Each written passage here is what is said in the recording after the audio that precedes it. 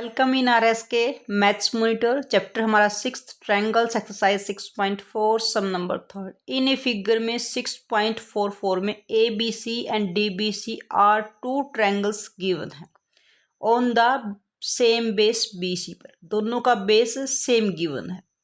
If A D intersect B C को, जो A D line है इंटरसेक्ट करती है बी सी को ओ पॉइंट पे, शो दैट हमने शो करना area of A B C and area of D B C, दोनों का रेशियो फाइंड आउट करना है। अब क्वेश्चन में हिंट है कि हमारे पास बेस सेम दिया, इट मीन्स हमने बेस का यूज करना है। और दूसरा हमारे पास क्या है, एरिया फाइंड आउट करना है। अब किसी भी ट्रायंगल का एरिया फाइंड आउट करने के लिए हमारे पास एरिया का फॉर्मूला होता है। एरिया ऑफ ट्रायंगल होता है हमारे पास 1/2 बेस मल्टीप्लाई हाइट। अब बेस तो हमारे पास ऑलरेडी आ गया कि कॉमन बेस हम यूज करेंगे BC।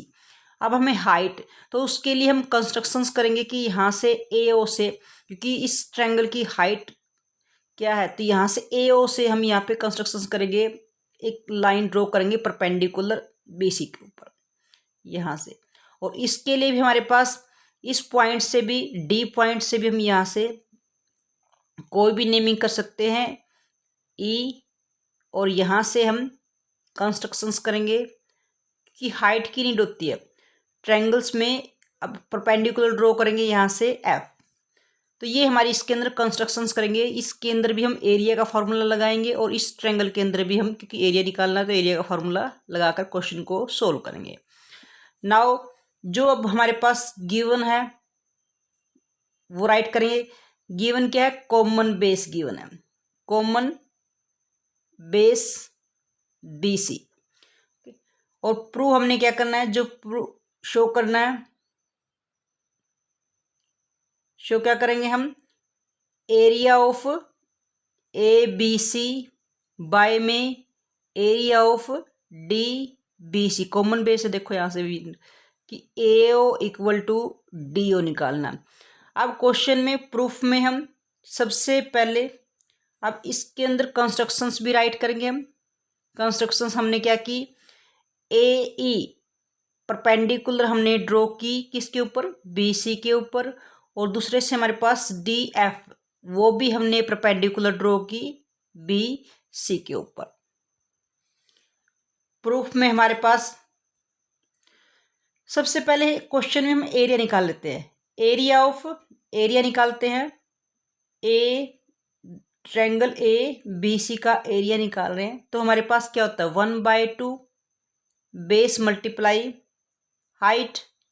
अब इसमें 1/2 बेस हमारे पास क्या है BC, और हाइट हमारे पास क्या है AE। और बाय में रेशो निकालते साथ में एरिया ऑफ ट्रायंगल DBC, क्योंकि हमने इसका रेशो ही निकालना है। अब इसके रेशो में बाय में वही हमारे पास 1/2 बेस मल्टीप्लाई हाइट होगा, और 1/2 बेस हमारा BC है। इसके अंदर भी, इस ट्रायंगल में भी बेस BC है, लेकिन हाइट हमारे पास क्या है DF। अब यहाँ से एरिया ऑफ ट्रायंगल ABC का ratio, area of triangle DBC का रेशो क्या है, यहाँ से देखो 1/2 से 1/2 कैंसिल, BC से BC कैंसिल, यानी वैल्यू आ गई हमारे पास AE बाय में DF, ये वैल्यू होगी। लेकिन क्वेश्चन के अकॉर्डिंग हमने क्या शो करना है, AO बाय में DO।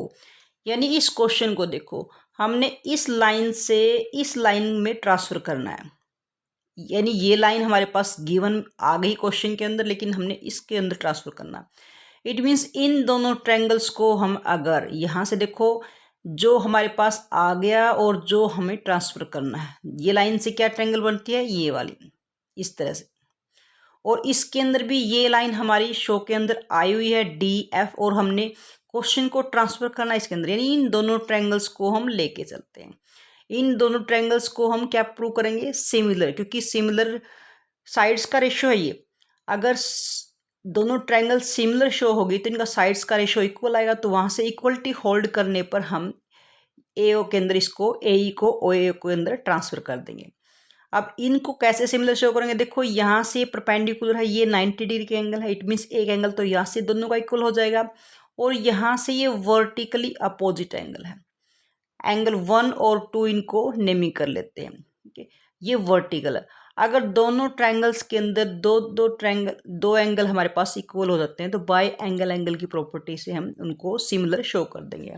अब प्रूफ में हम राइट करेंगे। नाउ वी टेक, हमने जो सिमिलर शो करना वही लेंगे।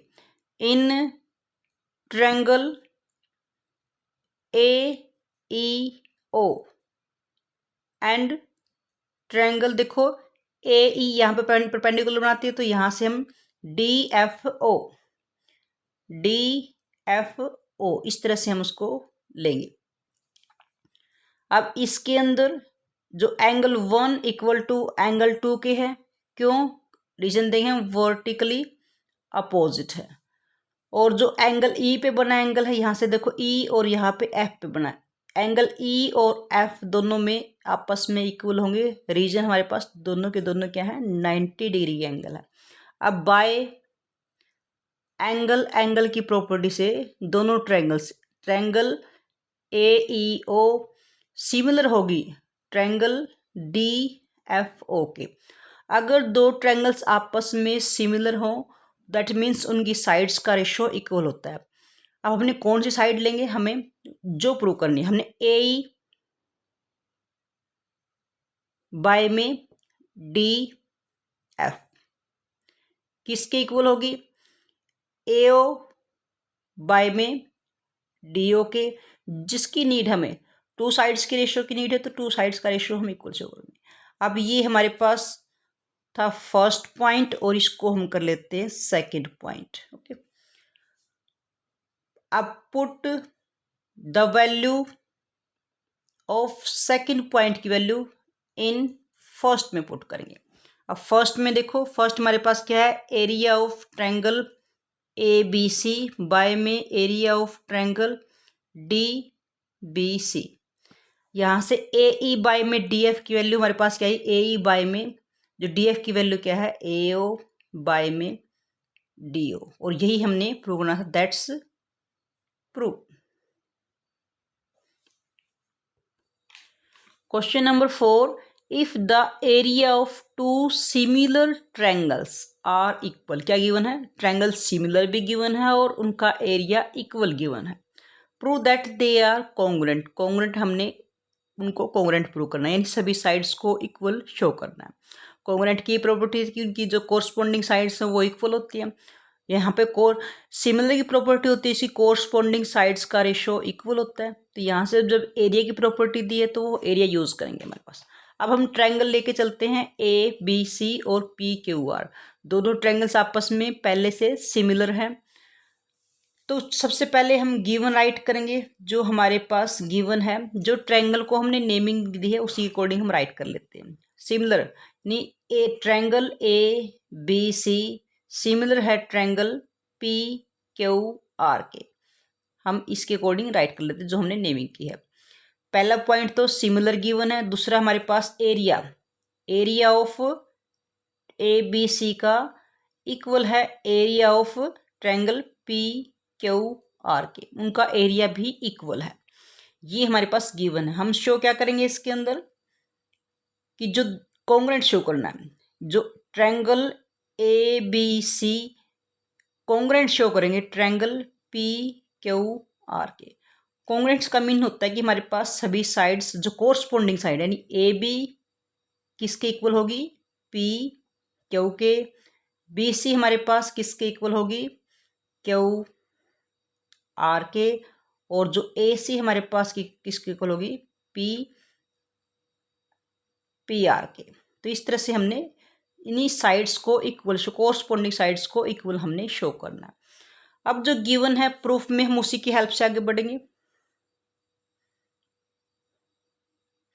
हमारे पास सिमिलर की प्रॉपर्टी होती है कि कोरस्पॉन्डिंग एंगल इक्वल होते हैं और जो कोरस्पॉन्डिंग साइड्स का रेशो भी इक्वल होता है। और थर्ड प्रॉपर्टी होती है अगर टू ट्रायंगल सिमिलर हो तो उनका एरिया का रेशो।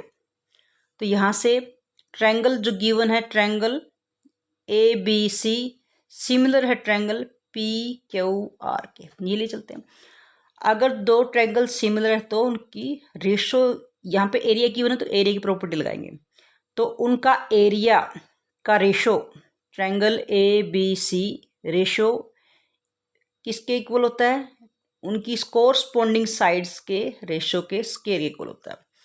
यहाँ से ए बी सी का किसके है, उसकी कोरस्पॉन्डिंग साइड हम ले लेते हैं, कोई भी लेते हैं, ए बी बाय में पी क्यू के स्क्वायर के इक्वल है। और दूसरी साइड हमारे पास क्या है? बी सी बाय में क्यू आर के स्क्वायर के इक्वल है। कोई भी एक साइड उठा सकते हैं। यहाँ से फिर ए सी बाय में पी आर इसके स्क्वायर्स के इक्वल है। अब इसमें से कोई भी एक लाइन उठाते हैं, area of triangle A B C by में area of triangle P Q R किसके इक्वल है? ए बी बाय में पी क्यू के स्क्वायर के इक्वल है।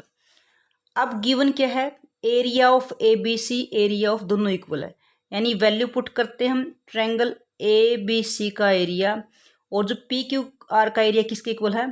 पी क्यू की वैल्यू क्या है? Triangle A B C, area of triangle A B C के इक्वल है। और राइट हैंड साइड हमारे पास ए बी बाय में पी क्यू का होल स्क्वायर। अब दोनों जगह सेम है, सेम को सेम से कट करोगे 1 आएगा।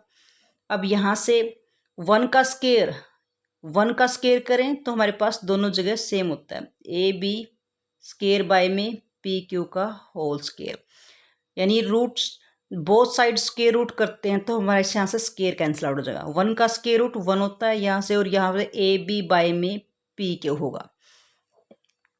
अब यहाँ से अब पी क्यू के उधर लेके जाएंगे, P Q equal to A B, यानी दोनों साइड्स इक्वल आ गई। सिमिलरली इसी प्रकार से जो हमारे पास यहाँ से दोनों साइड है, बी सी इक्वल आएगी हमारे पास क्यू आर के, और एंड जो ए सी इक्वल आएगी सेम तरीके से पी आर के।